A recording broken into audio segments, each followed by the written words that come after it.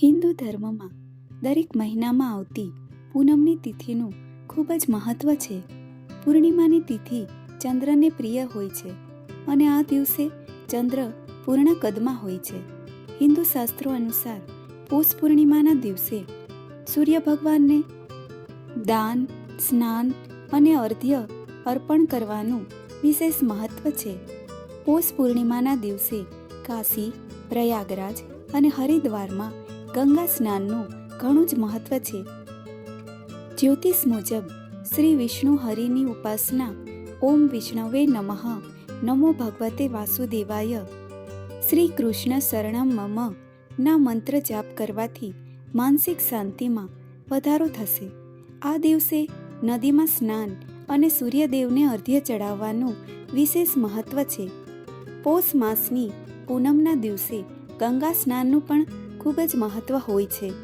આ દિવસે ખાસ વ્રત કરવાનું પણ મહત્ત્વ છે. આ વ્રત કેટલીક જગ્યાએ બહેનો પોતાના ભાઈની સુખાકારી અને સમૃદ્ધિ માટે કરે છે. તો ચાલો જાણીએ પોષી પૂનમનું વ્રત અને પૂજા વિધિ.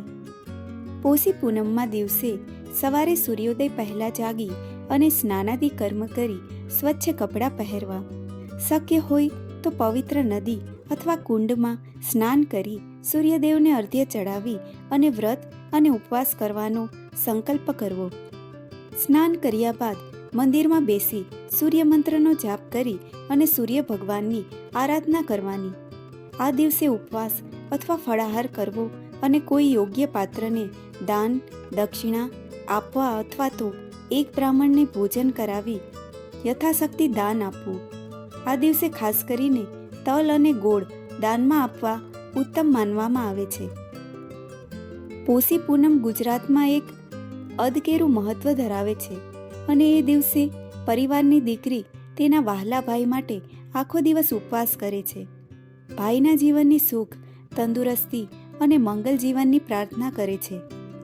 તેમજ સાંજે આકાશમાં ખીલેલા પૂર્ણ ચંદ્રમાં સામે વચમાં કાણું પાડેલા બાજરીની નાની ચાંદકી કે નાના રોટલામાંથી ચંદ્રમાને આરપાર જોઈ ચાંદા તારી ચાંદકી, અગાસીએ રાંધી ખીચડી, ભાઈની બેન રમે કે જમે એવું બાજુમાં ઊભેલા ભાઈને 3 વખત પૂછે અને ભાઈ તેમ બોલે કે જમે, પછી જ બહેન ફરાળ કરવા બેસે. આવી આપણી ગુજરાતી સંસ્કૃતિ છે.